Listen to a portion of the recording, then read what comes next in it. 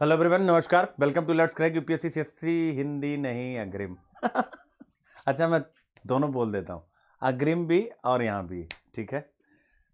Actually ये content जो है यहाँ भी प्रसारित होगा, यानी कि यहाँ तो मैं लाइव आया हूँ और वहाँ पर भी डाला जाएगा, क्योंकि बहुत से बच्चों को अग्रिम के बारे में पता नहीं है, तो इसलिए ये दोनों पर हम लोग पढ़ेंगे। और आज मेरा इंट्रो जो है मैंने यहीं पर रोक दिया है, तो चलिए स्टार्ट करते हैं। मैं फिर से बताऊं, ये लेक्चर यहाँ लाइव हूँ, यही लेक्चर अभी वहाँ पर भी डाल दिया जाएगा let's crack UPSC CSC Hindi पर। मैं कल भी बता चुका हूँ, फिर से बता रहा हूँ। क्या बता रहा हूँ कि जो है हमारे यहाँ कुछ दिक्कत है, यानी कि उन let's crack UPSC CSC Hindi पर जहाँ पर हम लोग लाइव नहीं आ पा रहे हैं और कोई भी टीचर नहीं आ रहे हैं, इसलिए एकदम स्पष्ट कर दूं कि जिससे आपको किसी प्रकार का कोई भ्रम ना रहे। वहाँ पर कोई भी लाइव नहीं आ पाएंगे 1 वीक तक, मैं खुद भी। तो अब मैंने क्या किया कि अग्रिम पर हिंदू आपको करा दिया करूँगा, यहाँ भी रहेगा और वहाँ भी चला जाएगा। वहाँ जाना इसलिए इम्पॉर्टेंट है, वहाँ रिकॉर्डेड इसलिए क्योंकि अगर वहाँ नहीं जाएगा तो जो सीरीज पूरी पड़ी हुई वो सीरीज ब्रेक कर जाएगी। क्या हो जाएगी? सीरीज ब्रेक कर जाएगी। यानी बच्चे जो बाद में देखेंगे सर्च करेंगे कि यार 27, 28, 26 ये सब कहाँ गए। तो यहाँ पर जब तक वहाँ पर हम लोगों का लाइव सेगमेंट सही नहीं हो जाता तब तक यहीं पर मैं कराऊंगा। आई होप आप समझ गए। एक बार बताएं, सारे बच्चे समझ गए हैं? और तो 26 नवंबर आज बहुत महत्वपूर्ण दिन है। 26 नवंबर हमारे संविधान निर्माताओं को याद करने का, उनको एक ग्रैंड सैल्यूट करने का। तो मैं सब बच्चों से कहूँगा एक ग्रैंड सैल्यूट अपनी तरफ से। हमारे जितने भी आदर्श रहे हैं हमारे, उन सब के लिए 26 नवंबर 1949 को भारत की संविधान सभा ने भारत के संविधान को अपनाया और यह 26 जनवरी 1950 को लागू हुआ। आज भारतीय इतिहास में एक ऐसा दिन है, हर दिन कुछ न कुछ होता है, लेकिन आज का दिन हमारे हिंदुस्तान की मिट्टी के लिए सबसे खास दिन है और उस मिट्टी के हम सब वाशिंदे, तो हम सब के लिए भी बहुत खास दिन है।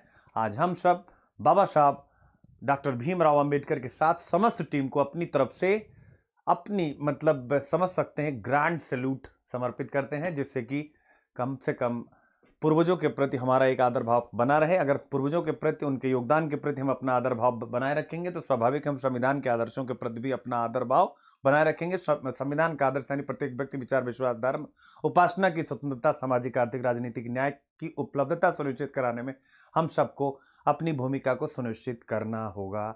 यही सबसे बड़ी चीज़ है। आज जो मैं समझता हूं वो यही है सबसे बड़ी चीज, कि अगर प्रत्येक व्यक्ति अपने अपने ढंग से ईमानदार होकर के अपना काम करे तो स्वाभाविक है कि हम संविधान के आदर्शों को, हमारे जो महान प्रेरणा स्रोत रहे हैं, इन सब के आदर्शों को हम आगे लेके जा पाएंगे। हमारे आदर्श जो हमसे चाहते थे उसका केवल और केवल एक मार्ग है, वो मार्ग है हम ईमानदारी के साथ अपना काम करें। और ईमानदारी का मतलब हमें गर्व से कहने की जरूरत नहीं कि हम बहुत ईमानदार हैं, ये गलत बात है। अरे ईमानदारी ईमानदारी से काम करना आपका दायित्व, आपको करना चाहिए। जैसे दो आदमी होते हैं, एक आदमी ने मैं बहुत ईमानदार हूं, अरे भैया ईमानदार हो तो किसको बता रहे हो? अरे ईमानदारी तो तुम्हारे काम के साथ लगी हुई, तुम करो ईमानदारी, सबको करनी है अपने अपने स्तर पर। तो ईमानदारी को कोई फक्र की तरह, बिल्कुल मेरा अपना मानना है, नहीं, ईमानदारी दायित्व की तरह लिया जाए तो ज्यादा बेहतर होगा। आज मैं अपने सब बच्चों से चाहता हूं 26 नवंबर को संविधान के आदर्शों की प्राप्ति के लिए हम सब अपने दायित्व के रूप में ईमानदारी को लें, गर्व के रूप में ना लें कि हम ईमानदार हैं। आप भैया कहाँ हैं? उसमें गर्व करने वाली क्या बात है कि मैं ईमानदार हूं? दायित्व है, आप अपना दायित्व कर रहे हैं। ईमानदारी से काम करना तो एक काम की संरचना है, इसमें गर्व कहां से आ गया? वो तो आपको करना ही चाहिए। तो ये हो गया दुनिया का सबसे लंबा संविधान। ये कुछ फैक्ट्स हैं जो मैंने आप सबके लिए रखे हुए हैं, आप पढ़ लीजिएगा, आप सबको पता है, नोट्स में आपको मिल जाएगा। द हिंदू आज वैकल्पिक विषय बच्चों, आज जो एडिटोरियल हैं, तो आज आप देख सकते हैं द इंडियन एक्सप्रेस में कोई भी अच्छा एडिटोरियल नहीं है, बिल्कुल मजेदार नहीं है, वो रस नहीं था किसी में भी, देख सकते हैं आज, यानी कुछ भी ऐसा नहीं है जो कुछ खास हो। आज हिंदू में भी केवल एक एडिटोरियल है, पहला वाला, बाकी कोई एडिटोरियल आपके लिए, हालांकि मैंने 3 बनाए बट मैं स्पष्ट कह रहा हूं कि अच्छे नहीं है। बट ये जो पहला वाला है ना, एक ही सब पे भारी है, अमेजिंग अमेजिंग, यानी इंडिया का जो उदारीकरण का, अर्थव्यवस्था पर इम्पैक्ट, जॉबलेस ग्रोथ, जॉब जबरदस्त, यानी कि इकोनॉमी का ये टॉपिक मुझे लगता है पिछले कुछ टाइम में पढ़े गए सबसे अच्छे आर्टिकल्स में से एक है। पी चिदम्बरम सर ने लिखा है और जबरदस्त लिखा है, मतलब मजा आ जाएगा, मजा आ जाएगा, मजा आ जाएगा, एकदम नई अप्रोच के साथ। इंडिया की एक्सपोर्ट निर्यात प्रेरित आर्थिक नीति क्यों इंपॉर्टेंट है, जबरदस्त लिखा गया है। तो ये बाकी सब कॉमन है बिल्कुल। न्यूज आपके सामने, साइक्लोन और ये सारी चीजें हैं। पीआईबी में 3 न्यूज हैं और अनअकैडमी सब्सक्रिप्शन प्लेटफॉर्म। आप देखिए, जो बच्चे दिसंबर से प्लान कर रहे हैं, 1 दिसंबर से मैं आप सबका स्वागत करता हूं। अनअकैडमी के सब्सक्रिप्शन प्लेटफॉर्म पे आप सब आए, मेरे साथ नए ढंग से अपनी तैयारी को आगे बढ़ाएं अनअकैडमी सब्सक्रिप्शन प्लेटफॉर्म के साथ। और एक चीज मैं स्पष्ट बताऊं, बच्चे अभी भी कंफ्यूज हो रहे हैं। देखिए, अब 2 कैटेगरी हो गई, एक जीएस की कैटेगरी हो गई है और एक ऑप्शनल की कैटेगरी हो गई है। जीएस यानी पूरा कंप्लीट यूपीएससी का जीएस, प्रीलिम्स, मेंस, एवरीथिंग जो भी आप उम्मीद कर सकते हैं, कंपलसरी पेपर से लेके सब, वो सब आपको 2 प्रकार के कोर्स हमें लेने पड़ते हैं, एक प्लस और एक आइकॉनिक। बच्चे कह रहे थे, कुछ बच्चे कल मुझसे परसों प्लस की क्लास में पूछ रहे थे, स्पेशल क्लास में, कि सर आइकॉनिक सब्सक्रिप्शन में आप पढ़ाते हैं क्या? अरे भैया, यहां पर ये प्लस हो आइकॉनिक हो, हम सब एजुकेटर वहां पढ़ाते हैं, घबराने की जरूरत नहीं है। वो केवल एक छोटी सी व्यवस्था आपको अनअकैडमी की तरफ से पर्सनल मेंटोरशिप मिलती है, इसलिए थोड़ी फीस उसकी ज्यादा, बाकी टीचर हम ही रहेंगे हर एक कोर्स में। प्लस, ठीक है ना? तो प्लस पे अगर आप, मतलब उसमें कैटेगरी होती है जब आप एडमिशन लेंगे, प्लस में 24 महीने की fees with my SK live code. जो बच्चे मुझे फॉलो कर रहे हैं, कहीं से भी कॉल आए, या मैं फिर से बता रहा हूं, जो मुझे फॉलो कर रहे हैं, ठीक है, अगर मैं कहता हूं कोई चीज चल रही है, नहीं चल रही है, तो इसका मतलब आप मेरी ही जबान पर ट्रस्ट करके वहां आना है, ठीक है ना? कोई कुछ कहे क्या नहीं, उससे मतलब नहीं है। एसके लाइव कोड 10%, 64,802 साल, यानी 1 वर्ष का 32,000 आपको पड़ता है। आप देख सकते हैं कितना बढ़िया है। और 12 महीने का 44,550।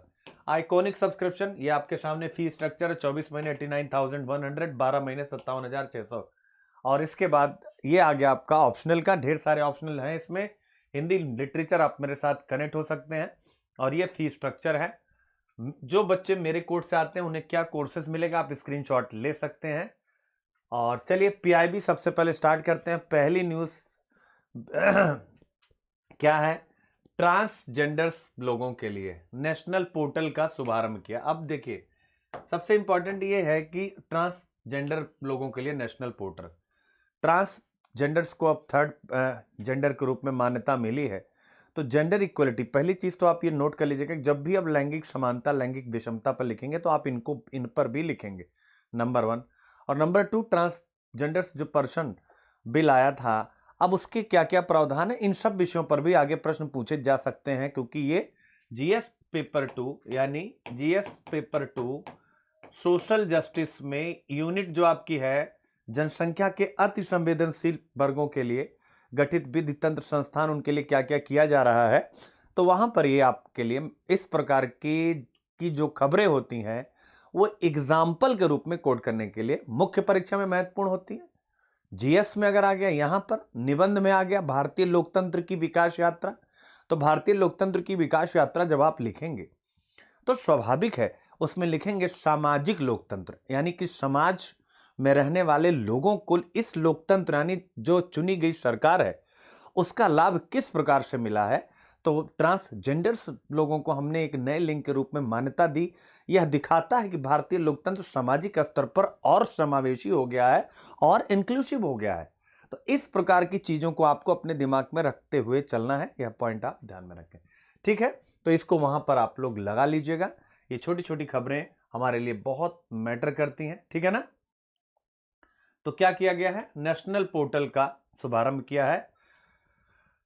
29 सितंबर 2020 को ट्रांसजेंडर व्यक्तियों के नियम 2020 की अधिसूचना के 2 महीने के भीतर ट्रांसजेंडर व्यक्तियों के लिए यह राष्ट्रीय पोर्टल विकसित किया गया। यानी इस नियम 2020 में ऐसी संकल्पना की गई थी और उसी को अब जो है यहां पर इंट्रोड्यूस किया गया। लाभ क्या होगा कि देश में कहीं से भी ट्रांसजेंडर व्यक्ति अगर कोई है तो उसको प्रमाण पत्र और पहचान पत्र के लिए डिजिटल रूप से आवेदन करने में मदद करेगा। यानी उनकी पहचान देश के किसी भी कोने में है, इस पोर्टल के द्वारा बेहतर ढंग से जो भी डॉक्यूमेंटेशन होता उनकी पहचान से संबंधित, वह उसके लिए आवेदन कर सकेंगे और आवेदन कर सकेंगे तो उस हिसाब से उनको प्राप्ति भी होगी, तो सामाजिक न्याय ये आप देख सकते हैं। मैंने फिर से कहा, जब भी आप डेमोक्रेसी वगैरह पर लिखते हैं तो सोशल इंक्लूजन आपको लिखना पड़ता है, और सोशल इंक्लूजन ये सारी चीजें हैं। और इसके साथ साथ पॉलिटी पेपर में अगर आप देखें तो राज्य व्यवस्था में पूछता है शब्द संप्रभुता के साथ, तो यानी संप्रभुता पर मुख्य परीक्षा में पूछ चुका है, धर्म निरपेक्षता पर तो पूछ ही रहा है लगातार। तो सामाजिक न्याय वगैरह के विषय भी, यानी जैसे मान लीजिए पॉलिटी में भी आपसे पूछे कि भारतीय संविधान के आदर्शों में सम्मिलित सामाजिक न्याय की संकल्पना वर्तमान भारतीय लोकतंत्र में कहां तक चरितार्थ हो पाई है, तो ऐसे भी प्रश्न होती है, चर्चा कीजिए तो कहां तक चरितार्थ हो पाई है। इस प्रकार की चीजों में ये सारे, अगर एक पॉइंट, इतना लंबा पढ़ने की जरूरत नहीं, केवल एक पॉइंट जो मैंने बताया, अगर आप इसको एग्जाम्पल के रूप में कोड करते हैं तो एक बेहतर इंपैक्ट पड़ता है। ठीक है, अब देखिए विधि एवं न्याय मंत्रालय, अब फिर से देखिए विधि एवं सामाजिक न्याय, राजनीतिक न्याय अर्थ है सामाजिक न्याय, यानी कि समाज में अगर कोई व्यक्ति है और उसे न्याय प्राप्त करना है तो न्याय की उस अवधारणा को पहुंचाने के लिए राज्य के नीति निर्देशक तत्वों में व्यवस्था किया गया है। ठीक है, तो कहीं ना कहीं ये देखिए उसी से जुड़ी हुई न्याय बंधु ऐप एप्लीकेशन, जैसे आप अनअकैडमी ऐप यूज करते हैं वैसे न्याय बंधु ऐप है का iOS, एक एंड्रॉयड संस्करण होता है, iOS यानी आपका जो आईफोन का टेक्नोलॉजी होती है उसको बोलते हैं iOS, और उमंग मंच पर इसकी ऑनबोर्डिंग संविधान दिवस पर लॉन्च किया, यानी न्याय बंधु अब iOS संस्करण में आएगा। ठीक है ना, ठीक है ना, और उमंग मंच पर भी आएगा ये अब। ठीक है, भारत के संविधान अनुच्छेद 39A के तहत निःशुल्क कानूनी सहायता और न्याय तक पहुंच के अपने अधिकार को पूरा करने के लिए प्रतिबद्ध।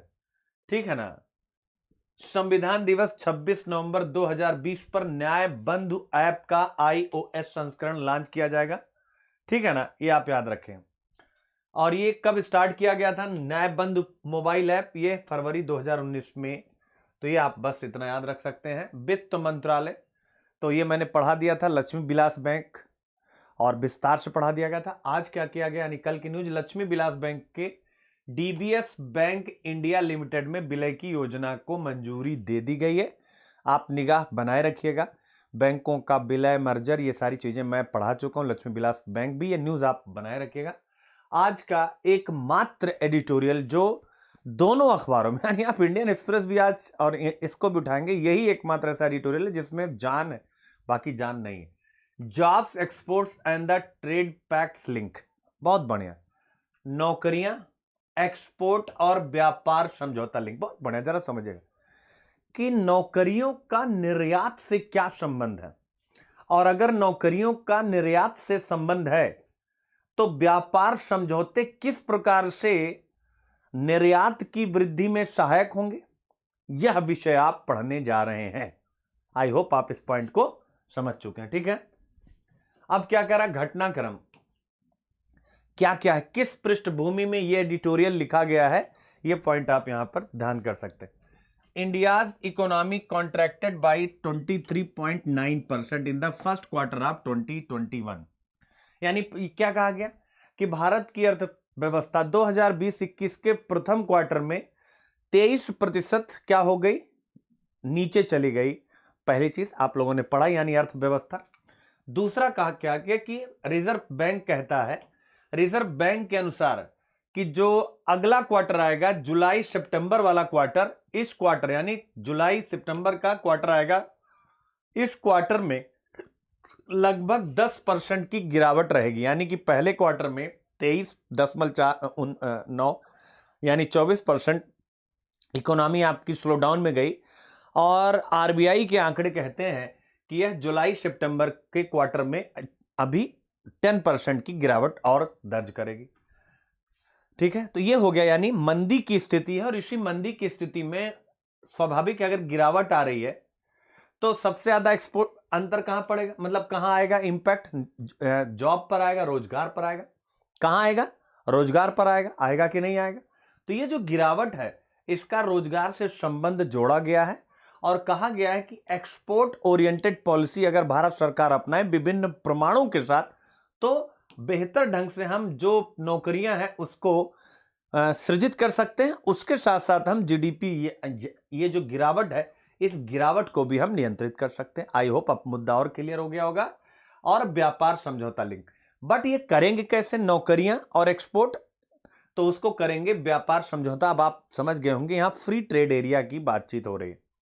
फ्री ट्रेड एरिया या फ्री ट्रेड एग्रीमेंट में आप, ठीक है ना, फ्री ट्रेड एग्रीमेंट, तो ये उसकी बात। फ्री ट्रेड एरिया मतलब देशों के बीच में, एग्रीमेंट जो उनके बीच में समझौता होता है। ये कहा गया इसमें गहरा संबंध है, तो ये आप पढ़ने जा रहे हैं, ठीक है। अब देखिए इन दोनों कंडीशंस को इन्होंने कहा, यानी किसने लिखा एक बार देख लीजिएगा, P Chidambaram sir and Praveen चक्रवर्ती।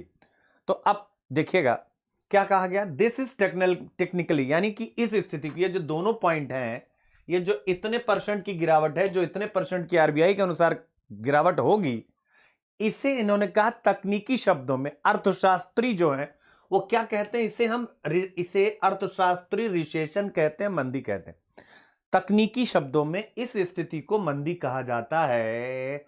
और फिर इन्होंने कहा कि आफ्टर इंडिपेंडेंस, स्वाधीनता के पश्चात, अब इनका थोड़ा ये गलत स्टेटमेंट है, स्वाधीनता के पश्चात India is in an economic recession for the first time in its independent history, यानी कि आजादी के पश्चात भारत पहली बार आर्थिक मंदी में गया है। ये थोड़ा हाइपरबोलिक है, लेकिन फिर भी इन्होंने कहा, ठीक है, इन्होंने कहा इतनी बुरी स्थिति में चला गया, ठीक है। टॉपिक क्लियर हो गया, टॉपिक क्लियर। अब देखिए सारांश, अगर ऐसी स्थिति है तो भारत को देश की सबसे बड़ी चुनौती, अब ऐसी स्थिति है मंदी, यानी हम नीचे की तरफ गए, नई नौकरियां, न्यू जॉब्स के सृजन के लिए व्यापार समझौतों की, ध्यान से सुनिएगा, व्यापार समझौतों की अपनी अतिरंजित आशंकाओं को, एग्जेगरेटेड आशंकाओं को दूर करने की आवश्यकता है। India needs to set its exaggerated fears of trade agreement, यानी कहा गया कि भारत जो, यानी वर्तमान भारत की आर्थिक नीति में जो व्यापार समझौते होते हैं उनको कहीं ना कहीं क्या है, बहुत भय के रूप में देखा जा रहा है। इन्होंने कहा सरकार इसे अतिरंजित रूप से, एग्जेगरेटेड यानी मिर्च मसाला लगा करके इसे बताती है, इतने खतरे नहीं है, इनका कहना है। क्योंकि ये जो फ्री ट्रेड एग्रीमेंट्स हैं, यानी जो ट्रेड एग्रीमेंट्स हैं, ये न्यू जॉब क्रिएट करते हैं, ठीक है ना, क्या करते हैं, न्यू जॉब क्रिएट करते हैं। और ये न्यू जॉब ही आज भारत की सबसे बड़ी चुनौती, आज यानी कोविड का दौर, द कंट्रीज बिगेस्ट चैलेंज, पहले भी था, कोविड के पूर्व भी था, क्या था, कोविड के पूर्व भी था, बट आज कोविड के कारण समस्या और बढ़ गई। गहराई से पकड़िएगा इस टॉपिक को, क्यों मैं बार बार कह रहा हूं, क्यों, समझ गए, क्योंकि अब हम क्वेश्चंस पर अटैक करने वाले हैं IQIP पे। एक बार मैं फिर बता देता हूं क्या कहा गया है सारांश पूरे एडिटोरियल में, कि भारत की अर्थव्यवस्था क्या कर रही है, रिसेशन में है। उन्होंने प्रमाण दिया पहला Q1 का, और उसके बाद आरबीआई ने कहा जो जुलाई और सितंबर वाला क्वार्टर आएगा उसमें भी 10% की गिरावट रहेगी। इन दोनों को इन्होंने कहा, जो तकनीकी टर्म में इन्हें अर्थशास्त्री क्या कहते हैं, तकनीकी टर्म में इन्हें रिसेशन कहते हैं। और इन्होंने कहा आफ्टर इंडिपेंडेंट इतना गहरा रिसेशन कभी नहीं आया था। ये पूरे एडिटोरियल में सारांश। फिर कहा भाई अब इस समय इंडिया के सामने सबसे बड़ा चैलेंज क्या है, न्यू जॉब्स आनी चाहिए। न्यू जॉब्स आनी चाहिए, तो वो जॉब कहां से आएंगी, तो यहां पर स्पष्ट मत है कि वो आएंगी फ्री ट्रेड से। यानी अगर आप अपनी ट्रेड पॉलिसी, यानी एक्सपोर्ट ओरिएंटेड स्ट्रेटजी आपको अपनानी चाहिए। एक्सपोर्ट ओरिएंटेड अगर आप स्ट्रेटजी अपनाते हैं तो आपको फ्री ट्रेड की तरफ जाना पड़ेगा। यही विषय हम पढ़ने जा रहे हैं। आरसीईपी का कहीं जिक्र नहीं किया गया, आरसीईपी शब्द का यूज कहीं नहीं किया गया, लेकिन और अन्य सभी एफटीएस का जिक्र किया गया, आरसीईपी शब्द का नहीं, लेकिन इशारा उसी तरफ है। तो ये आप देख सकते हैं, ये पूरा टॉपिक अब मुझे लगता है 100% क्लियर। क्यों? क्योंकि अगर 100% क्लियर नहीं है तो अब ये देखिए IQIP में कुछ प्रश्न ऐसे आएंगे जो शायद आप फर्स्ट टाइम करेंगे, तो डेप्थ में हमें चलना है। अब देखिए यूपीएससी मुद्दा IQIP GS पेपर 3 अर्थव्यवस्था यूनिट 1 भारतीय अर्थव्यवस्था तथा योजना, संसाधनों को जुटाने, प्रगति, विकास तथा रोजगार से संबंधित विषय। अब देखिए यानी वही यूनिट भारतीय अर्थव्यवस्था तथा योजना, संसाधनों को जुटाने, यानी इकोनॉमिक्स का यूनिट 1। देखिए प्रश्न आया सुधारोत्तर अवधि में, सुधारों के बाद की अवधि में सकल घरेलू उत्पाद की समग्र समृद्धि में, ठीक है, ये मैंने 2 यूनिट मिक्स कर दिया, यानी पहला ये और फिर उदारीकरण का अर्थव्यवस्था पर इंपैक्ट, औद्योगिक नीति में परिवर्तन और औद्योगिक विकास पर इनका प्रभाव। ये 2 यूनिट यानी फर्स्ट यूनिट है और 8th यूनिट है, ये दोनों को कनेक्ट कर दिया गया है क्योंकि ये सारा जो पूरा चर्चा हो रही है ये फर्स्ट और 8 यूनिट के साथ, यानी उदारीकरण के साथ, औद्योगिक नीति के साथ, और उसके बाद भारतीय अर्थव्यवस्था में किसके साथ बच्चा, विकास के साथ और रोजगार के साथ। तो यहां पर हम कई मुद्दे एक साथ डील कर रहे हैं। पहली यूनिट में सीधा सीधा रोजगार मुद्दा है कि नहीं है, और उसके बाद फिर यहां पर उदारीकरण का इंपैक्ट आएगा और औद्योगिक नीति यानी एक्सपोर्ट ओरिएंटेड औद्योगिक नीति पर चर्चा की जाएगी।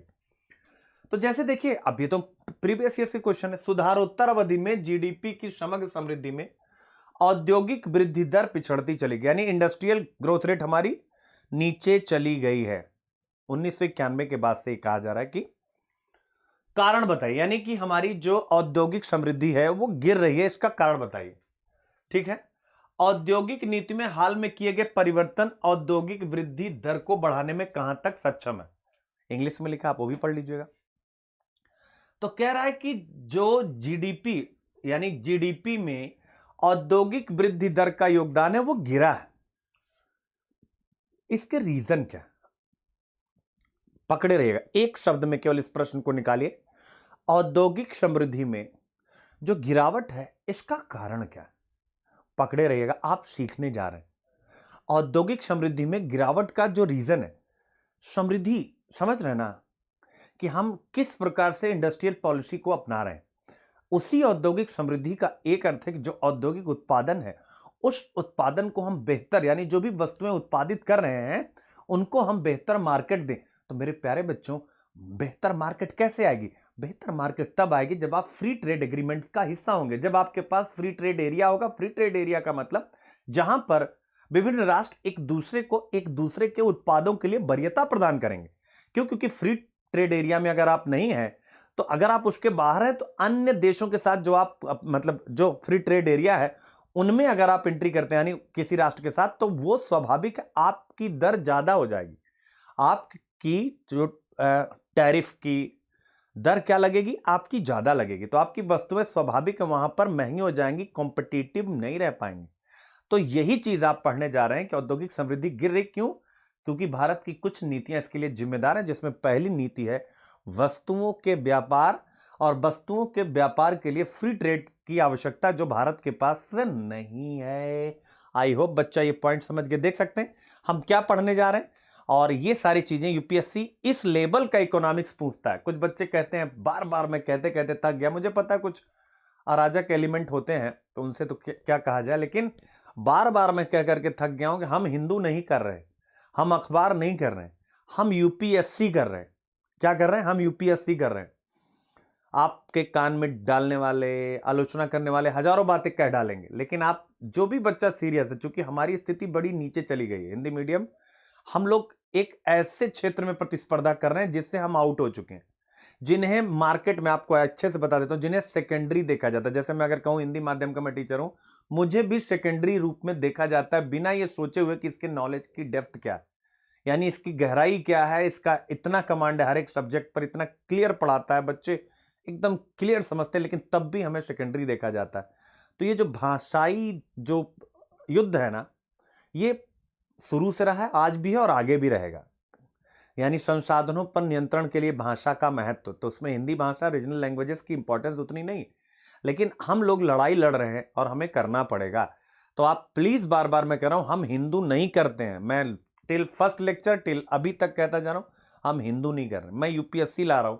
और अब आप मुझे बताइए, क्या इस लेक्चर के पहले इस प्रश्न को अगर आपको हल करना होता कि सुधारोत्तर अवधि में जीडीपी में इंडस्ट्रियल सेक्टर अगर श्रिंक कर रहा है तो उसके पीछे क्या है, यानी हमारी मर्केंडाइज, यानी कि जो हमारा वस्तु व्यापार है, वस्तु व्यापार निर्यात है, उसकी कमजोर रणनीति रही है, जिसके डाटा अभी आगे बताने वाला हूं, और जिसका कारण है कि हमारे पास फ्री ट्रेड एग्रीमेंट्स का ना होना, और ये प्रूफ किया जाएगा अभी।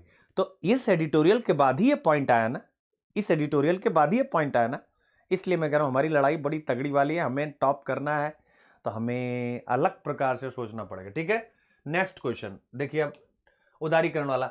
भारतीय अर्थव्यवस्था में वैश्वीकरण यानी ग्लोबलाइजेशन के परिणाम स्वरूप औपचारिक क्षेत्र में रोजगार कैसे कम हुए। ग्लोबलाइजेशन आया तो औपचारिक क्षेत्र में मतलब जो फॉर्मल सेक्टर है उसमें रोजगार कैसे, कॉन्ट्रैक्ट बेस्ड जो वर्क होता है इस पर बातचीत हो रही है। अब आप देखिएगा औपचारिक क्षेत्र में रोजगार कैसे, गिग इकोनॉमी वगैरह का है, मैं इसमें नहीं जा रहा हूं, इसमें गिग इकोनॉमी वगैरह का जिक्र आएगा। अब देखिएगा इस वैश्वीकरण शब्द को अगर मैं रिप्लेस कर दूं कोरोना काल से यानी कोविडी, ये तो आपको करना ही पड़ेगा, यानी कोविड काल, ठीक है ना। भारतीय अर्थव्यवस्था में कोविड के परिणाम स्वरूप औपचारिक क्षेत्र में रोजगार कैसे कम हुए, अब आप पढ़ लीजिए, अभी आगे आया है क्या, ठीक है ना। तो यानी कि कोविड का रोजगार पर इंपैक्ट क्या रहा है, ना केवल फॉर्मल सेक्टर में, इनफॉर्मल सेक्टर में, वो सारी चीजें हम पढ़ने जा रहे हैं। तो रोजगार, ठीक है। फिर इसके बाद देखिए श्रम प्रधान निर्यातों के लक्ष्य को, यानी अब आप देखिएगा, अब आप देखें लेबर इंटेंसिव एक्सपोर्ट, क्या बोलते हैं इसे, लेबर इंटेंसिव एक्सपोर्ट। श्रम प्रधान निर्यातों के लक्ष्य को प्राप्त करने में विनिर्माण क्षेत्र की विफलता के कारण, श्रम प्रधान निर्यातों के लक्ष्य को प्राप्त करने में विनिर्माण क्षेत्र की विफलता के कारण बताइए, यानी क्यों पूंजी प्रधान निर्यातों की अपेक्षा अधिक श्रम प्रधान निर्यातों के लिए उपायों को। अब देखिए यानी साफ कह रहा, देखिए ये एक्सपोर्ट एक्सपोर्ट एक्सपोर्ट एक्सपोर्ट, पकड़े रहिएगा, देखिए एकदम डिट्टो, ये 17-18 क्वेश्चन है। कह रहा है श्रम प्रधान निर्यात यानी goal of labour intensive export में विनिर्माण क्षेत्र विफल रहा है, कारण बताना है। यानी कि लेबर इंटेंसिव, लेबर का मतलब जहां पर ज्यादा श्रमिक लगे। स्वाभाविक हिंदुस्तान की पॉपुलेशन इतनी बड़ी, हमें पता है कि हमारी कार्यशील आबादी बहुत ज्यादा है, जिस पर हम प्राउड भी फील करते हैं, जनसांख्यिकीय लाभांश। तो जिस देश के पास जनसांख्यिकीय लाभांश है इसका मतलब है कि उसकी वर्क पार्टिसिपेशन रेशियो बहुत ज्यादा है, ठीक है। तो इसका मतलब क्या है भाई, हमारे पास लोग हैं बट हमारे पास काम नहीं है। तो यही कह रहा है कि श्रम प्रधान निर्यात यानी जो भी मैन्युफैक्चरिंग हिंदुस्तान में आई उन्होंने लेबर इंटेंसिव जो है उद्योगों को आगे नहीं बढ़ाया, यानी श्रम प्रधान निर्यातों के लक्ष्य को, विनिर्माण क्षेत्र विफल रहे। अब आप बताइए श्रम प्रधान निर्यात के लक्ष्य और उसके फायदा क्या होते हैं, हम लोग पढ़ने वाले गजब। यानी कि अगर श्रम प्रधान निर्यात के लक्ष्य को विनिर्माण प्राप्त करता तो इससे कितना बड़ा रोजगार का सृजन होता, यह विषय हम पढ़ने जा रहे हैं। श्रम प्रधान निर्यात की महत्ता एक, और श्रम प्रधान जो इंडस्ट्री है, लेबर इंटेंसिव जो इंडस्ट्री है, उसमें इन्वेस्टमेंट का क्या फायदा होता है, रोजगार सृजन, वो भी हम पढ़ने जा रहे हैं बड़े ही अच्छे उदाहरण से। कि अगर 10 लाख रुपया एक ऐसे क्षेत्र को दिया जाए, यानी 4 क्षेत्रों को दिया जाए, इकोनॉमिक सर्वे 2016-17 का वह अप्रोच यहां पर पूरा उठा लिया गया एक पैराग्राफ, कि अगर 10 लाख रुपया 4 सेक्टर्स को दिया जाए तो पहला सेक्टर कितना उत्पादित करेगा रोजगार, दूसरा कितना उत्पादित करेगा रोजगार, तीसरा और चौथा, 4 सेक्टर्स पर बातचीत की गई है। और फिर हमें पता लगेगा कि श्रम प्रधान जो इंडस्ट्रियल पॉलिसी है, एक्सपोर्ट पॉलिसी है, उसे अपनाने की आवश्यकता क्यों है, क्योंकि रोजगार जबरदस्त सृजित होता है। आई होप आप समझ रहे हैं। तो काफी डीप हम लोगों का पूरा सिस्टम है आज का, ठीक है ना। अब देखिए फिर क्या कह रहा, पूंजी प्रधान निर्यातों की अपेक्षा श्रम प्रधान यानी प्लांट मशीनरी, इनके निर्यातों की बजाय श्रम प्रधान निर्यातों के लिए, श्रम प्रधान यानी कि प्लांट मशीनरी बेस्ड या फिर श्रम बेस्ड, क्या फायदा होगा अगर हम लेबर श्रम प्रधान निर्यातों के लिए। तो स्वाभाविक है सीधा सीधा इसका संबंध रोजगार से, हम ये भी समझने जा रहे हैं वहां पे। अगला एक और यूनिट ये है, आप पढ़िएगा, जिस समय हम भारत के जनसांख्यिकीय लाभांश को शान से प्रदर्शित करते हैं उस समय काल में हम रोजगार योग्यता की पतनशील दर को नजरअंदाज कर देते हैं, ठीक है। यहां तक हमारा कोई संबंध नहीं, मतलब इस टॉपिक से क्या हम ऐसा करने में कोई चूक कर रहे हैं, चलिए इससे भी हमारा संबंध नहीं, यानी ये सब कट गए हमारे लिए। अब आप कहेंगे फिर क्यों लिखा, आइए अंतिम लाइन पढ़िए, भारत को जिन जॉब की बेसब्री से दरकार है वे जॉब कहां से आएंगे, where will the job that India desperately needs come from, explain करना है कि भारत को जिन जॉबों की दरकार, जॉब यानी रोजगार, वो रोजगार कहां से आएंगे? जबरदस्त है। एक्सपोर्ट, यानी अगर हम एक्सपोर्ट पॉलिसी अपनी चेंज करें तो हम लोग पढ़ने जा रहे हैं किस प्रकार से हम एक बड़ा रोजगार वहां पर सृजित कर सकते हैं। जिन जॉबों की दरकार है वो कहां से आएंगी, जरा पकड़े रहिएगा। भारत को जिन जॉबों की दरकार वो कहां से आएंगी? अगर इस प्रश्न को लिखना है तो क्या वो 10 लाख सरकार अगर दे और 4 क्षेत्र, पहले में कितना रोजगार आया, दूसरे में कितना रोजगार आया, तीसरे में कितना रोजगार आया, चौथे में कितना रोजगार आया, तो चारों बताते हुए और लिखते हुए कि यह इकोनॉमिक सर्वे 16-17 की अप्रोच है।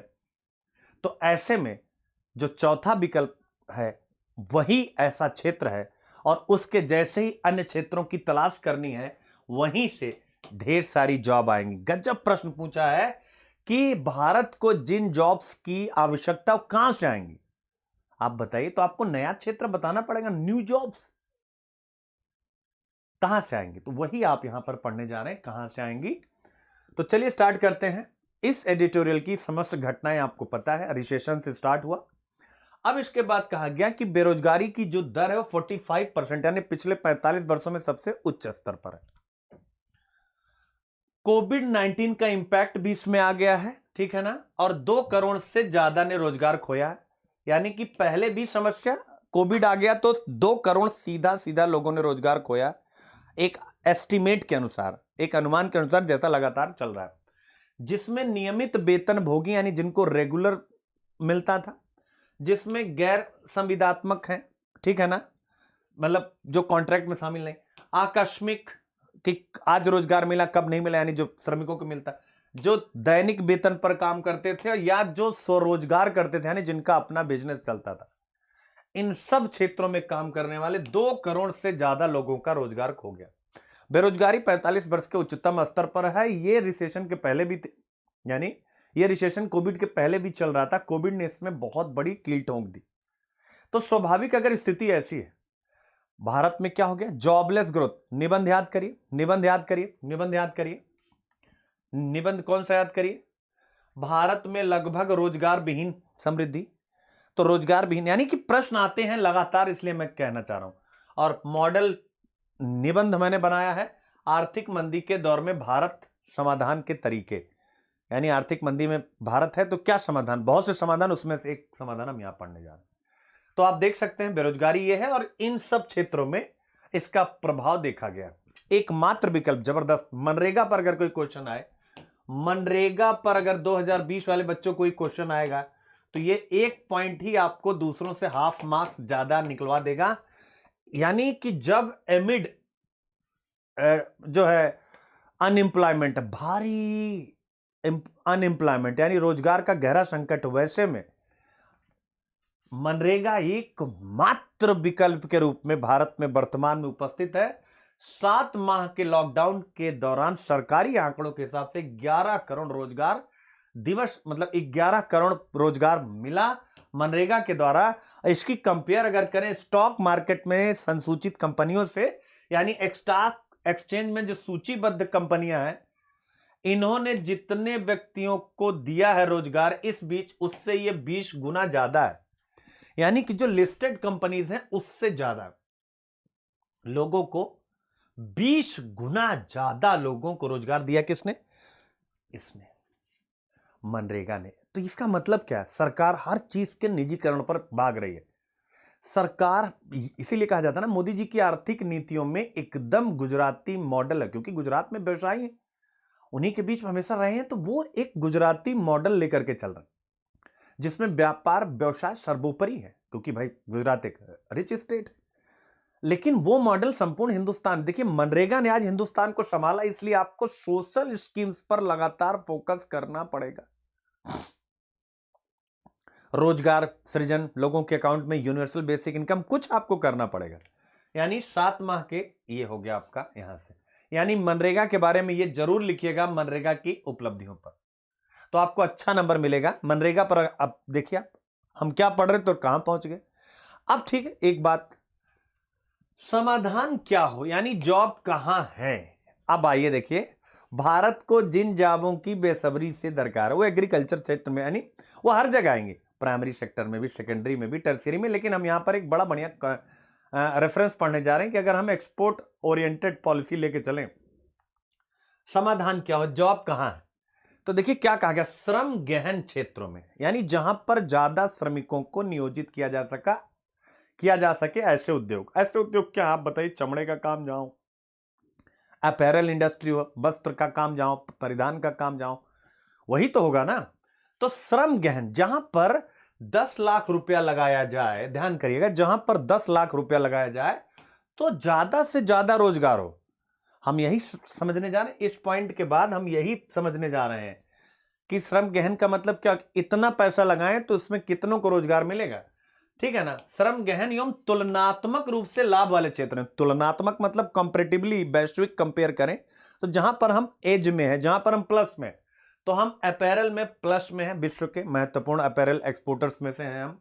लेदर गुड्स यानी चमड़े के काम में भी हम विश्व में टॉप पे चल रहे हैं, आपको पता होगा कि शीर्ष 5 में ये शामिल है एक्सपोर्ट वस्तु में। इसके अलावा वैल्यू एडेड कृषि में, यानी जो वैल्यू एडेड कृषि का मतलब जैसे आपका प्रोसेसिंग से लेकर के तेल वगैरह, इन सब चीजों में, तो वैल्यू एडेड कृषि में, इन तीनों में हम क्या हैं, इन तीनों में हम तुलनात्मक रूप से बेटर है, और ये श्रम गहन है, ठीक है ना। ये तीनों श्रम गहन है, क्या है, तीनों श्रम गहन, लेबर इंटेंस, यहां पर खूब सारा श्रम नियोजित किया जा सकता है। फिर एडिटोरियल राइटर्स ने ये नहीं कहा कि ये हम कह रहे हैं तो मानो, इन्होंने कहा ये जो हम लेबर इंटेंस वाली बातचीत कर रहे हैं, तुलनात्मक रूप से लाभ वाले क्षेत्र, यानी वैश्विक रूप से प्रतिस्पर्धा में नंबर 1, और उसके साथ साथ तुलनात्मक रूप से लाभ का मतलब यहां बच्चों ये होता है कि मतलब हमारे पास इस उद्योग के लिए संसाधन और सब कुछ उपलब्ध है। क्लियर। अब देखिए कह रहे हैं कि ये हम ही नहीं कह रहे हैं, ये इकोनॉमिक सर्वे 2016-17 को अगर देखा जाए तो उससे भी इसे प्रूफ किया जा सकता है। कैसे, ये कहा गया कि लेट अस सपोज, एक कल्पना करते हैं कि जो सरकार है वह 10 लाख रुपए क्या करे, लोन दे। सपोज कीजिए, इसको बच्चा केस, ये निबंध की भूमिका में आएगा। ऐसे ही निबंध की भूमिका आप क्या करने जा रहे हैं, अगर रोजगार विषय पर कोई निबंध लिखने जा रहे हैं, आप इकोनॉमिक्स में पूछता है, तो रोजगार विषय पर अगर आप निबंध लिखने जा रहे हैं, और तो यह पूरा जो लेट अस सपोज लिखा हुआ, आइए कल्पना करते हैं, यह सपोज वाला पॉइंट निबंध की भूमिका में सीधा जाकर के चस्पा हो जाएगा, सीधा जाकर के चिपक जाएगा। Let us suppose that the government make available, यानी कि सरकार क्या करे, 10 लाख रुपया क्या करे, उपलब्ध कराए, लोन के रूप में, किसको, 4 कंपनीज को, 4 कंपनीज को, फॉर कैपिटल इन्वेस्टमेंट, यानी कि पूंजीगत निवेश करने के लिए सरकार 10 लाख रुपया 4 कंपनियों को उपलब्ध कराए। पॉइंट ध्यान से, द फर्स्ट कंपनी, अब 4 कंपनी है, this one the first and the second, the third and the fourth. The first company यानी जो पहली कंपनी है, स्टील मैन्युफैक्चरिंग कंपनी, क्या है, स्टील मैन्युफैक्चरिंग कंपनी है। तो अगर जो है 10 लाख स्टील मैन्युफैक्चरिंग कंपनी में लगाया जाए तो ये क्या करे, केवल एक नया जॉब देगी, यानी 10 लाख में केवल एक रोजगार मिलेगा, यानी ये पूंजी इसमें ज्यादा लगेगी, रोजगार कम आएगा। इसको क्या कहते हैं, पूंजी प्रधान उद्योग। क्या कहते हैं, पूंजी प्रधान उद्योग। उधर प्रश्न याद करिए, पूंजी प्रधान निर्यातों की बजाय, तो समझ रहे हैं ना, पूंजी प्रधान, यानी यहां पर पूंजी ज्यादा लग रही, रोजगार नहीं लग रहा, यानी कि ये पूंजी प्रधान है, श्रम प्रधान नहीं है। द सेकेंड यानी दूसरी कंपनी, एंड ऑटोमोबाइल मैन्युफैक्चरर, जो कि ऑटोमोबाइल यानी गाड़ियों का विनिर्माण करता है, मैन्युफैक्चरर है। ये क्या करेगा, इसी 10 लाख रुपए के अमाउंट में 3 नए रोजगार बनाएगा। कितने बनाएगा, 3 नए रोजगार बनाएगा। इसका मतलब है इससे ज्यादा लिक्विडिटी एम्प्लॉयमेंट में दूसरे वाले में। तीसरा, the third, a producer of leather goods, यानी कि जो चमड़े का सामान होता है, वस्तुएं होती हैं, उसका जो उत्पादक है वो 70 न्यू जॉब्स, इसका मतलब है क्रिएट करेगा उसी 10 लाख रुपए में। तो 10 लाख रुपए में यह 70 नए जॉब, इसका मतलब इसको क्या बोलते हैं, चमड़े के काम को, लेदर को क्या बोलते हैं, यानी श्रम गहन है। क्या बोलते हैं, श्रम गहन है। और वही 10 लाख रुपया अगर चौथी कंपनी को मिले जो अपैरल और गारमेंट मेकर यानी वस्त्र व्यवसाय से जुड़ा हुआ है, वह क्रिएट करेगा 240 नई नौकरियां, 240 नई नौकरियां, जिसमें 80 वुमेन होगी। इकोनॉमिक सर्वे 2016-17 का यह डाटा है, जो इकोनॉमिक सर्वे में बताया गया कि 80 महिलाएं भी उसमें होंगी। यानी कि लेबर इंटेंस इंडस्ट्री में जेंडर, अगर आप लेबर इंटेंस इंडस्ट्री को आगे बढ़ाते हैं तो जेंडर इक्वलिटी भी आप लेकर के आएंगे। एक पॉइंट यह भी है। तो अब अगर आपसे पूछता है कि महिलाओं का सशक्तिकरण किस प्रकार से किया जा सकता है जेंडर इक्वलिटी वाले टॉपिक में, तो आप यह भी बता सकते हैं कि अगर हम लेबर इंटेंस इंडस्ट्रियल पॉलिसी पर फोकस करेंगे, जैसा कि इकोनॉमिक सर्वे स्वयं कहता है 2016-17 का, कि हम महिलाओं को भी रोजगार में बड़ी मात्रा में तभी शामिल कर पाएंगे। समझ सकते हैं आप? तो ये हो गया आपका यहां से ये वाला। मजा आया? मजा आया कि नहीं मजा आया? मजा आया, ये मजा आया। तो अब अगर आपसे कोई पूछता है, ठीक है, जैसे कि भारत में जैसे आया था लगभग रोजगार विहीन समृद्धि, तो अगर मान लीजिए यही आ जाए भारत में लगभग रोजगार विहीन समृद्धि, ऐसा 2016 का ऐसे है, तो भाई भारत में लगभग रोजगार विहीन समृद्धि है, तो आप लिखेंगे, फिर आप बताएंगे कि पॉलिसी क्या होनी चाहिए कि हम रोजगार विहीन को रोजगार सहित में बना सकें, यानी रोजगार सहित। तो आप बताएंगे ना। आइए एक उदाहरण से समझते हैं। आप बताएंगे पूंजी प्रधान और श्रम प्रधान। भारत जनसंख्या विश्व में दूसरे नंबर पर है, सबसे ज्यादा विश्व का वर्क फोर्स भारत के पास है, पॉपुलेशन डिविडेंड में नंबर 1 पर हिंदुस्तान। तो ऐसे में सरकार की पॉलिसी क्या होनी चाहिए? श्रम प्रधान उद्योगों के विकास की होनी चाहिए। क्यों होनी चाहिए? आइए एक उदाहरण से समझते हैं। और कौन सा एग्जाम्पल? फटाफट आपके सामने कहानी बनती चली गई कि सरकार 10 लाख रुपया 4 कंपनियों को दे, जिसमें पहली कंपनी जो है स्टील पर करती हो, कितना रोजगार आएगा? सेकंड ऑटोमोबाइल पर करती हो, कितना रोजगार आएगा? थर्ड लेदर गुड्स पर करती हो, कितना रोजगार आएगा? फोर्थ जो है अपैरल पर और गारमेंट्स पर करती हो, कितना रोजगार आएगा? उसमें जेंडर इक्वलिटी भी आएगी। आप समझ रहे कितना बढ़िया आंसर आपका होगा। अब बताओ, हिंदू पढ़ रहे हैं, हम यूपीएससी को पढ़ रहे हैं, हर प्रकार से पढ़ रहे हैं, ठीक है। तो ये हो गया आपका आर्थिक सर्वे। यानी आई होप आप समझ गए। यानी श्रम गहन एवं तुलनात्मक रूप से लाभ, यानी इनमें क्या है? इनमें हमारे पास सारा संसाधन है, फैक्ट्रियां हैं, वर्कर्स हैं, लेबर फोर्स हैं, सब कुछ हमारे पास अवेलेबल है, ठीक है। क्या हो नीति? यानी अब अगर हम समझ गए हैं कि भाई हमें ये चाहिए, तो नीति क्या होनी चाहिए? यही है निर्यात उन्मुख विकास रणनीति। अब जरा इसको मैं आरसीपी से कनेक्ट कर रहा हूं। इन्होंने कहीं नाम लिखा नहीं है, व्यापक क्षेत्रीय आर्थिक भागीदारी समझौता, जिस पर 15 नवंबर को हस्ताक्षर हुआ है। यहां इसमें क्या किया गया? निर्यातोन्मुख विकास रणनीति, एक्सपोर्ट ओरिएंटेड पॉलिसी आपको लेकर के चलनी है व्यापार की। एक्सपोर्ट यानी कि हम पैदा करेंगे, एक्सपोर्ट करेंगे। अगर आप एक्सपोर्ट करेंगे तो आपको बहुत से लाभ होंगे। यही है यहां पर बताया गया है निर्यातोन्मुख। और निर्यातोन्मुख तो मैंने आरसीपी क्यों लिखा?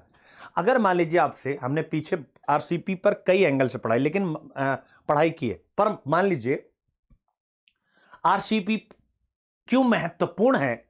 आरसीपी क्यों महत्वपूर्ण है? क्यों भारत को इसकी सदस्यता की तरफ विचार करना चाहिए भविष्य में, तुलनात्मक रूप से अपने आप को कॉम्पिटिटिव बनाते हुए?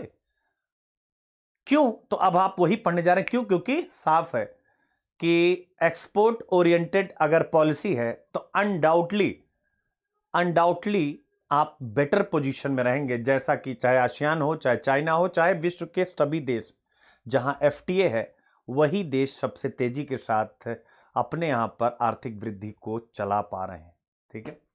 तो निर्यातोन्मुख विकास रणनीति है, ठीक है ना। इसके लिए क्या करिए? Find more export market. यानी अब आप क्या करिए, अगर आप ये पॉलिसी अपनाते हैं तो क्या करना होगा? आपको ढेर सारी मार्केट चाहिए। फाइंड मोर एक्सपोर्ट यानी कि निर्यात के लिए ढेर सारी बाजार चाहिए। तो ये बाजार कहां से आएंगी? क्वेश्चन मार्क लगा रहा हूं, कहां से आएंगे बताइए मुझे। ऑब्वियस है एफटीए से आएंगी। तो ये देखिए, फाइंड मोर एक्सपोर्ट मार्केट कहां से आएंगी? नर्चर देम, इनको मजबूत कीजिए। मजबूत का मतलब वैल्यू एडेड चेन में अपना एक बेहतर जो प्रोडक्शन है उसको कनेक्ट करिए, क्वालिटी लाइए। सस्टेन देम, इसके साथ साथ ना केवल मतलब आप प्लान करिए, प्लानिंग में जो भी आप लेके आते हो उसको सस्टेन करिए। क्यों? क्योंकि गहन वैश्विक प्रतिस्पर्धा है। एक्सपोर्ट मार्केट में गहन वैश्विक प्रतिस्पर्धा, यानी कि एक कंज्यूमर के पास एक स्टॉक में ऑप्शन होता है न्यूजीलैंड का भी डेयरी प्रोडक्ट और आपका भी डेयरी प्रोडक्ट, जिसमें क्वालिटी ज्यादा दिखेगी, कंटेंट ज्यादा दिखेगा, उसी को वो उठा के लेके चला जाएगा। तो गहन प्रतिस्पर्धा है, भारत सरकार को इस पर विचार करना होगा। लाभ क्या होगा अगर ऐसा करते हैं? तो लाभ क्या होगा? किसका लाभ? किसका लाभ? निर्यात उन्मुख विकास रणनीति का लाभ क्या होगा? Warehousing. अरे भाई, निर्यात उन्मुख का मतलब आपको सामान रखना पड़ेगा ना कहीं पर, वस्तुओं को वेयर हाउसिंग में आप इन्वेस्ट करेंगे और स्वाभाविक है रोजगार बढ़ेगा। बढ़ेगा कि नहीं बढ़ेगा? ट्रांसपोर्टेशन बढ़ाना पड़ेगा, परिवहन बढ़ेगा, रोजगार बढ़ेगा। जहाजी कुली, स्ट्यूब डोर बोलते हैं, जहाजी कुली यानी जहाजों पर सामान को लादने वाले, उतारने वाले, जैसे कुली फिल्म अमिताभ बच्चन वाला जो वो रेलवे पे करते थे, यही जहाज पर, इनको रोजगार मिलेगा। कंटेनर स्टेशंस बनेंगे, फिर ढेर सारे लोगों को रोजगार मिलेगा। शिपिंग के क्षेत्र में बहुत से लोगों को रोजगार मिलेगा। शिप चैंडलिंग बोलते हैं इसे। शिप चैंडलिंग का मतलब कि शिप से संबंधित जो भी, मतलब आप मान सकते हैं काम करने वाले समूह, तो शिप चैंडलिंग, इनको भी रोजगार मिलेगा, मतलब इनसे संबंधित लोग इसमें आएंगे। बंदरगाह एवं निर्यात वित्त पोषण किया जाएगा, उससे भी रोजगार आएगा। तो जब आप एक्सपोर्ट ओरिएंटेड पॉलिसी अपनाएंगे तो ये सब एक्सपोर्ट ओरिएंटेड पॉलिसी के बेस है। इसके बगैर आप अपनी वस्तुओं को एक्सपोर्ट की तरफ ले नहीं जा सकते हैं। और जब आप इनका विकास करेंगे तो स्वाभाविक है सरकार पैसा भी खर्चा करेगी इंफ्रास्ट्रक्चर पर, और स्वाभाविक है रोजगार अपने आप चल करके चलाएगा। डिमांड और सप्लाई का रिलेशन बन जाएगा। प्रमाण क्या है? प्रमाण क्या है? यानी ये कहा गया कि भाई इसका प्रमाण क्या है?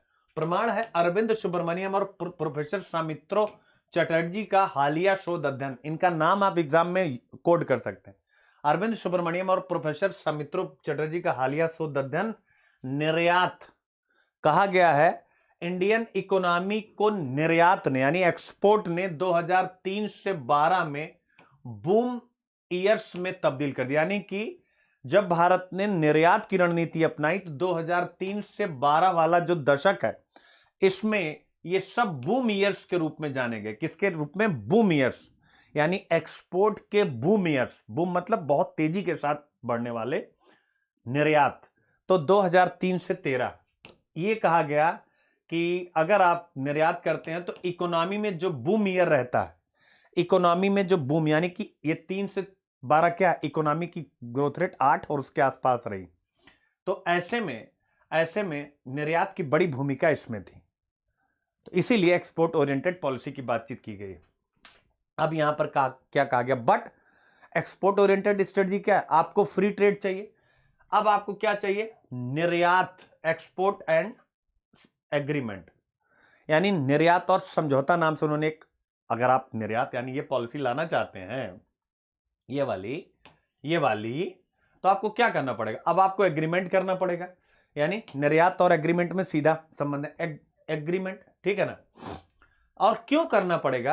पहले एक पॉइंट ये देख लीजिएगा, मतलब यहां पर ये समझिएगा कि निर्यात और एग्रीमेंट क्यों बेहतर होना चाहिए। तो पहले भारत की स्थिति समझिए कि भारत में फ्री एग्रीमेंट नहीं है, तो उसका हमें क्या खामियाजा उठाना पड़ा है।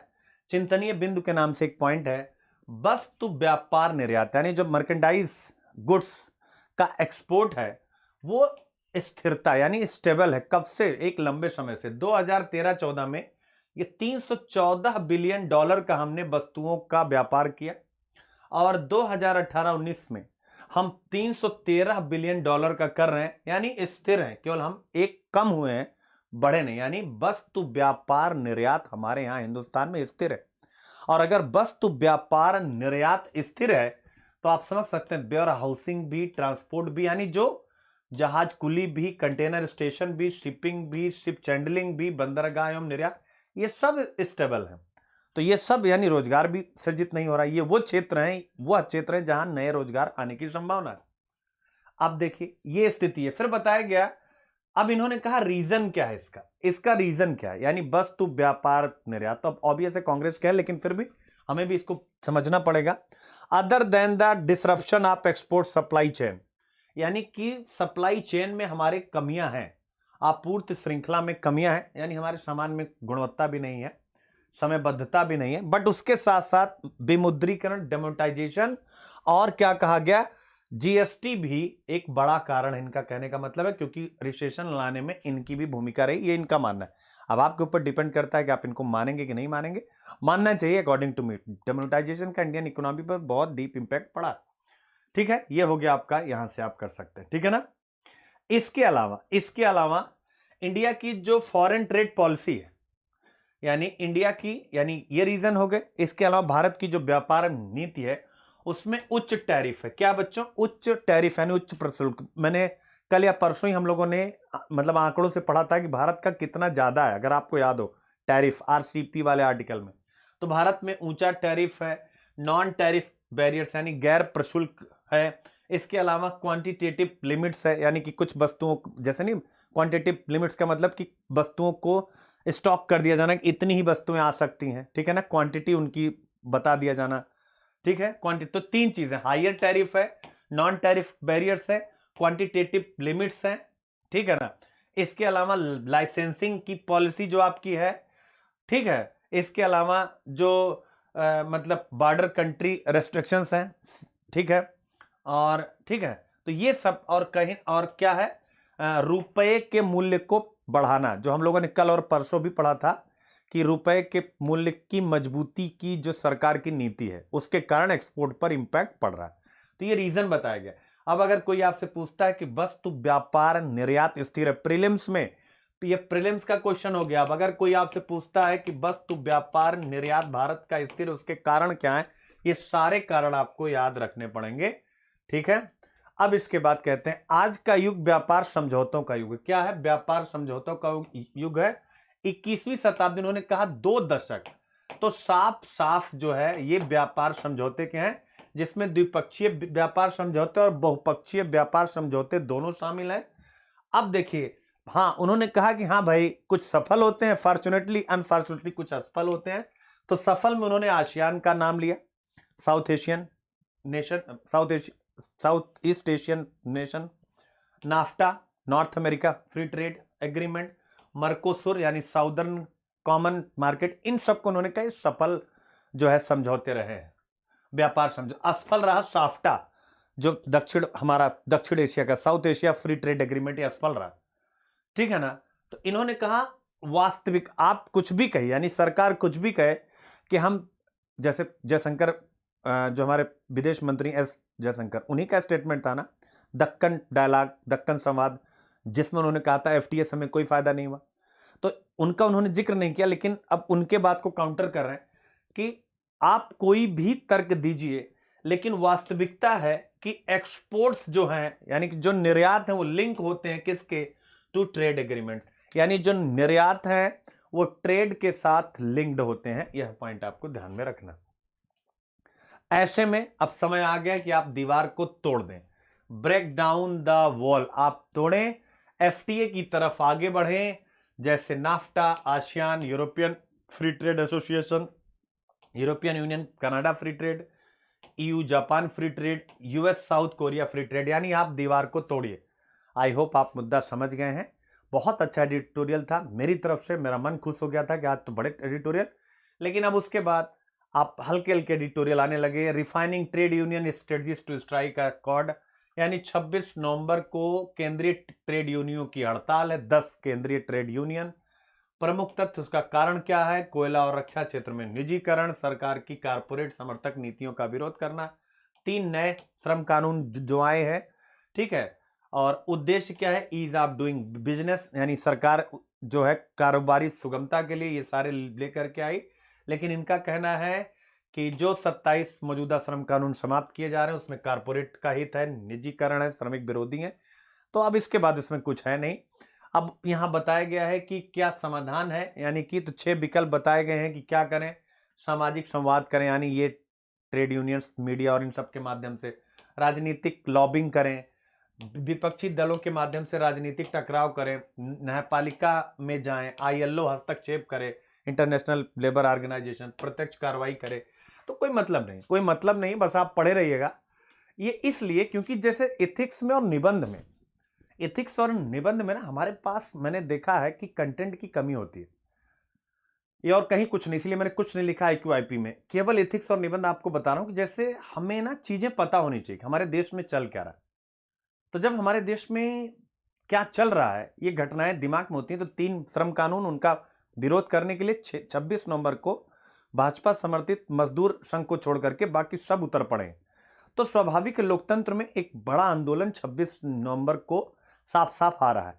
तो लोकतंत्र की शक्ति, लोकतंत्र का की जो सफलता, वो इसी बात में है कि अगर सरकार की किसी नीति नियोजन से आप सहमत नहीं है तो विरोध करने का आपका हक है, और लोकतंत्र की यह खूबसूरती है। तो ये सारे पॉइंट आपको, जब आप ये पता रहता है क्या है देश में क्या चल रहा है, तो आप लिख पाते हैं, ठीक है ना। तो ये सिंपल सी बात है। और इथिक्स वगैरह में जैसे वो कहा था ना कि साझा किए गए मूल्य, ठीक है, लोकतांत्रिक घटनाक्रम, विधि, नियम, विनियम, अंतरात्मा, इस उन सब जगहों पर भी इस प्रकार के एग्जाम्पल्स की आवश्यकता पड़ जाती है। तो बस ये केवल निबंध और एथिक्स के लिए, बाकी इसमें और कुछ भी नहीं था। मूवमेंट ऑफ रिकॉर्डिंग, हिसाब किताब का समय, ये भी हमारे लिए बिल्कुल किसी काम का नहीं था, लेकिन मैंने काम का बनाया, बड़ा अच्छा बन गया।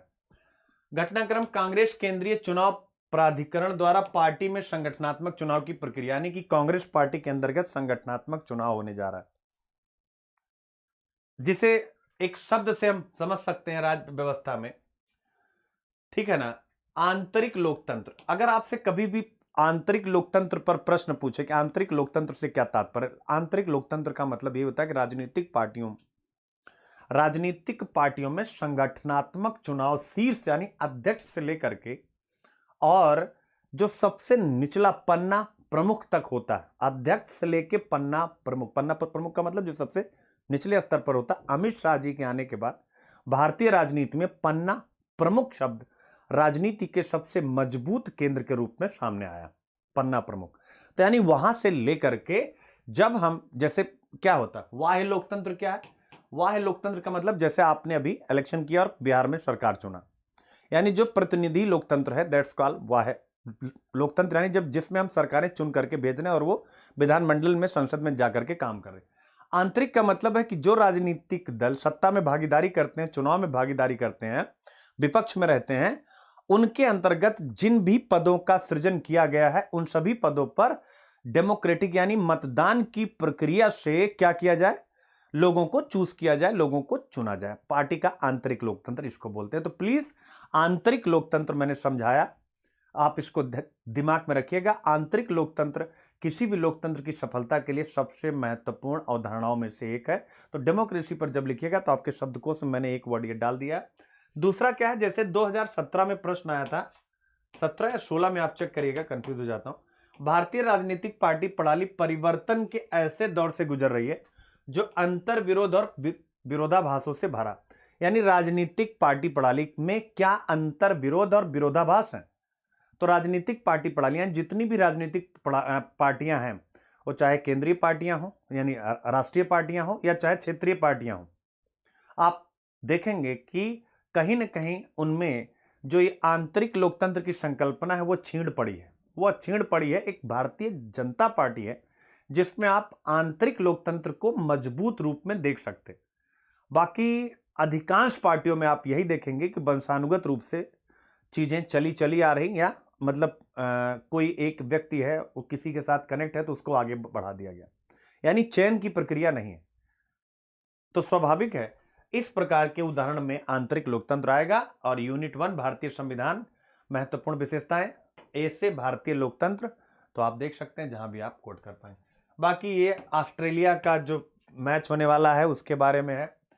फिर इसके बाद अब ये तमिलनाडु में जो भारतीय जनता पार्टी और वर्तमान सरकार के बीच गठबंधन हो रहा, पूरा पॉलिटिकल है।